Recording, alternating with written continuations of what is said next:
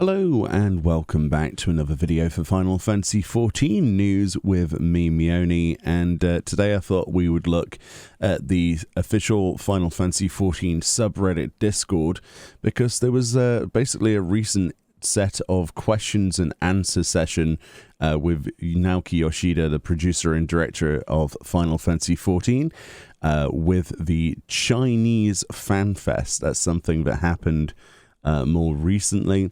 It's fairly basic sort of information, but there is something that we can get from this.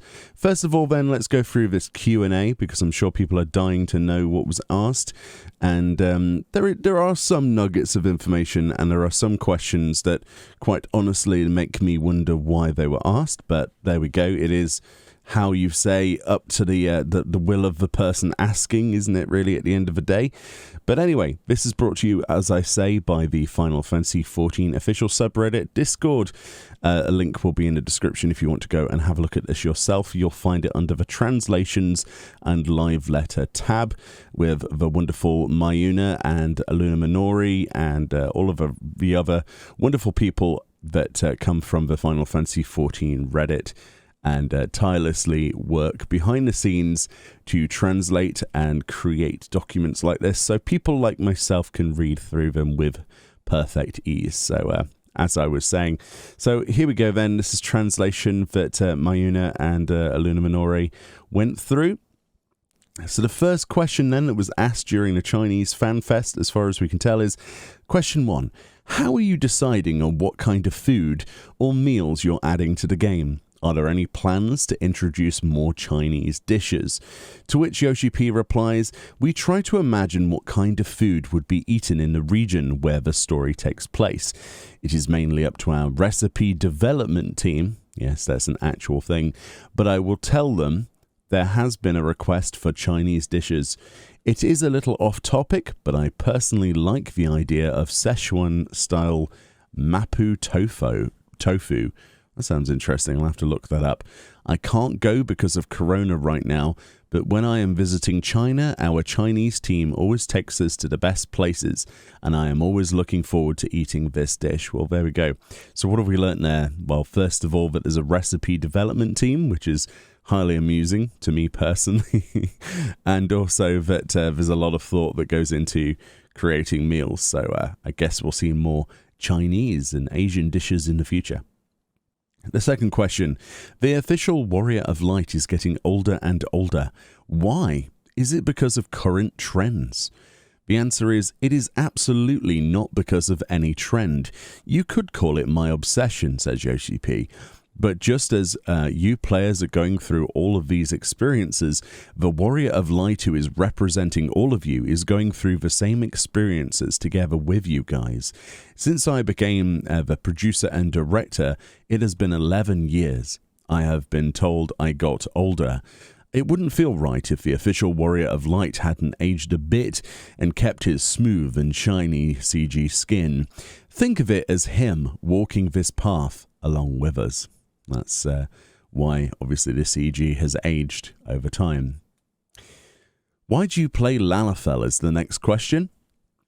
Yoshi P replies, to be honest, because they're small. They're a lot harder to see when you're playing PvP.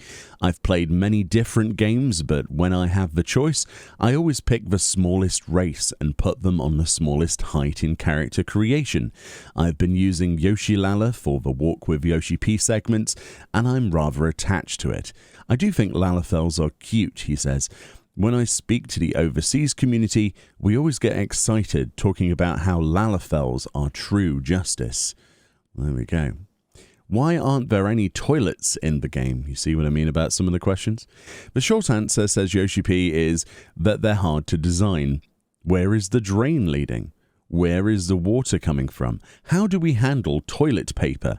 What about Lalafells? When we start to think about size, it gets too complicated.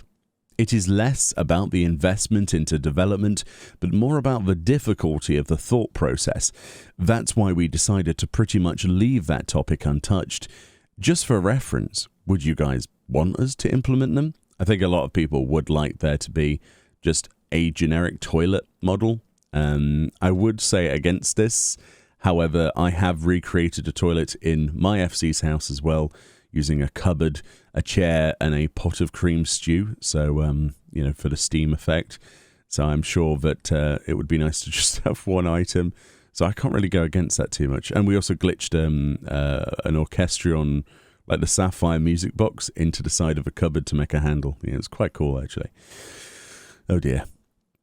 Next question. Why do the Scions have so many white or grey-haired members?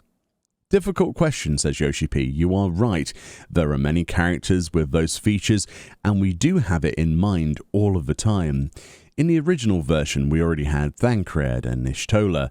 We hadn't planned on adding Urianger to the Scions at first, but it just sort of turned out that way. Estinian was originally designed to be part of the Dragoon job quests.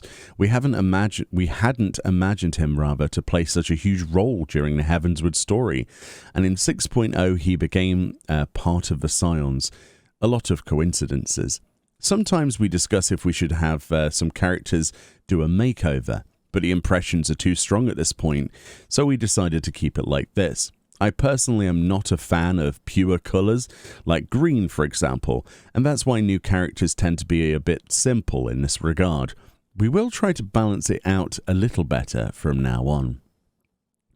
Yeah, there is a lot of white-haired characters. It's starting to look a lot like Kingdom Hearts in my opinion, so maybe some other colours would be interesting. Although there is some green-haired characters in the story, so... But I guess they're probably less prevalent because of that. I don't know. Next question. Are there any plans on introducing a mob or monster field guide? Yoshi P says this is something we get asked everywhere. It is a lot of data to handle. We'd need to check if each player has seen a mob, has defeated it, and which ones to hide to avoid spoilers. It would be an immense load on the server. We could have it saved client side, but then we'd have to think about hacks and cheats as well. We are thinking about it, but the process is slow and on hold. It is not planned for the near future, but we would really like to do it eventually, end quote. I personally think that would be a good idea, although if it is going to be quite a difficult implementation, there are other things that would probably take priority, I'd say, personally, for server loads, such as the Glamour Dresser. That could really... do with that server load in my own personal opinion, but that's my own bias. It would be cool to have though, wouldn't it? Like this mob is here and it drops this. You know, that would be nice to have rather than having to go to a wiki.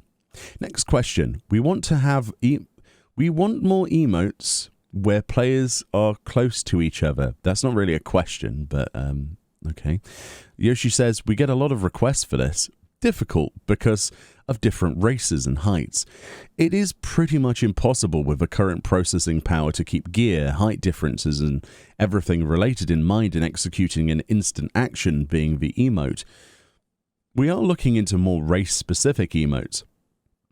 For example, a Rogadin taking a Lalafell on their shoulder. End quote. Now you see, my problem with that is if they introduce a Rogadin with a Lalafell on its shoulder, a lot of the other races are going to feel left out, but I guess that's just how it is. They'll have to add something to each of the other races, won't they? Basically, to keep them happy, or to keep me happy. Next question. Can we get a system that allows us to spectate content in the game? End quote. Yoshi P says we do have that in PvP already, so allowing a third person to watch and spectate the content is possible. We are putting the player spectating in the same instance and not just showing them, so they are in the same instance but just not visible. If we implement this for every content, we'd have to be very careful with preventing hacks and cheats so that these characters can't suddenly attack a boss, for example. I'm not saying we won't implement this, but it's a very cautious process, end quote. Yeah, honestly, I don't think they need to really add in my opinion, too much more spectator things. There isn't really like a PvE series like there is in World of Warcraft, you know, with a challenge dungeons, but I mean, if they ever added something like that, that'd be amazing. Anyway, so there's a bit more Q&A to look at, thanks to Aluna Minori as well. So it says, what about the touch and feel of Aura's horn? Yes, this is a genuine question. Answer. The feel of their horns are similar to many animal horns, and therefore it feels rugged and stiff. Since the contact point of their head near the base is actually hollow within, they can sense air movements through the reverberation generated by that hollowness within, and through this logic, grasp any sense of space and voice from the outside. Their horns are quite sturdy as well. And apparently, if we were to compare what would be the closest animal to an aura in terms of their horns, Banri Oda says, I have not touched them before, obviously, but I'd say they'd be similar to a dinosaur horn, I'd suppose. Okay, well, there you go. Some horn lore for you horny auras out there. Next question. How would you feel if the main character in the CG trailers is a female instead of male? Answer. Personally, I've never thought of it.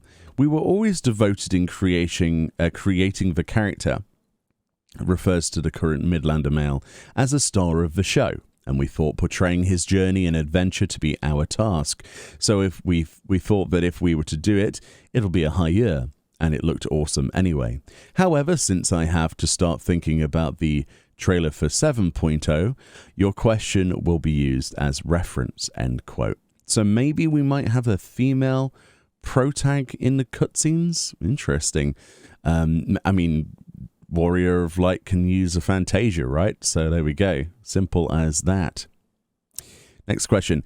Is there any news about Encyclopedia Eorzea Volume 3? It's in the works, apparently. Oda is working bits by bits here. It will cover patch 5.0 and 6.0. So there we go. There's a whole sort of lean up to Endwalker, as well as a lot of Shadowbringers. That's a lot to fit into a book, but I'm looking forward to that personally. Next question. So when will we visit Garland Ironworks Company for real? Answer. If the story ends up focusing on them again, we will likely visit the company when the time comes. Yoshi-P or Oda never specified. Would like to see how the company looks like too. Though I did give a thought there. If Sid, his room, it would be really messy, while Jesse's room being extremely tidy and pretty, end quote. Interesting. So, yeah, they've thought to the extent of what their rooms would look like, but they're not sure if they're including it yet. This is how Square Enix works, right? They're always thinking ahead, even to the smallest details. I love that. Next question.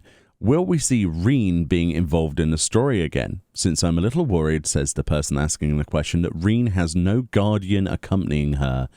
The answer is, well, she has Gaia as her partner, so I don't think you should worry. Personally, I want to see the continuation of her story too, so I'll relay your request to the scenario team and share your request with them, end quote. So if you've played through Endwalker's 6.0 story without spoiling anything, there is a good chance, right? Next question. Do Makote and Hrothgar shed their thurs? The answer is, I don't know about Makote, but I do have the impression that Hrothgar would. So there we go. And there is one final question that we should look at. It says, thanks to Iluna Minori again. And that is, what are your thoughts in removing very old game systems or improving them? For instance, Guild Leaves were meant to be for beginners to learn how to play the game, but it's been replaced with the Novice Hall. Not to mention the main quest roulette does not allow movie skips and only has 2 dungeons in that entire roulette, hence being boring and unfun, says the person asking the question. The answer then. Regarding Guild Leaves, we don't have the time right now to make improvements on the content, so we plan to review it again in the future. But on the main quest roulette, i.e. the Duty Finder main quest roulette, there may be, he says, huge changes coming in patch 6.0 and beyond, so the 6.x series. For this, though, we can actually share where we are heading on in the future after the release of 6.0, so please look forward to it, end quote. So that gives me 2 kind of ideas. Maybe they'll add more stuff to the main storyline roulette stuff, or maybe they will just make it so that you can skip cutscenes. Maybe you'll be able to do the MSQ roulette with your trusts. That could be really cool. Anyway, that's all speculation, but That's what I would like to see. I would like to see you being able to do your roulette with your truss. But I don't know if that's something that's even feasible, to be perfectly honest. And finally, we have this then from the Chinese Fanfest. This is a picture of a brand new mount coming presumably to the West in the future. This will likely be a cash shop purchase. This is going to be available in the Chinese version of Final Fantasy XIV first, obviously, with no guarantees that it'll come to the West. That's mere speculation on my part. It is basically a Lakshmi-style flower that your character sits in. As you can see, it is a single-player mount, and we've got a side, back, and front sketch there, concept stuff, with these petals, and it seems to be floating. Very Sri Lakshmi, in my opinion. And we also have, like, butterflies as well, like monarch butterflies floating around. Very nice indeed. But anyway, that's pretty much everything from the Chinese Fanfest that was of interest, so far at least, that we've seen. So thank you to Aluna Minore and everyone on the Reddit, Final Fantasy XIV subreddit, Discord team, and subreddit in general, for making this possible, and the translation. And yeah, it's awesome when the community comes together to provide us information that we can make into videos like this. So much love. Link in the description to the Discord. Like I say, go give it some updates and spread your love there, and I'll see you all next time. I'm very excited about the future of 14, but hopefully in the next Q&A session we get some more hard-hitting questions, perhaps. All right, take it easy, and I'll see you all later. Bye-bye.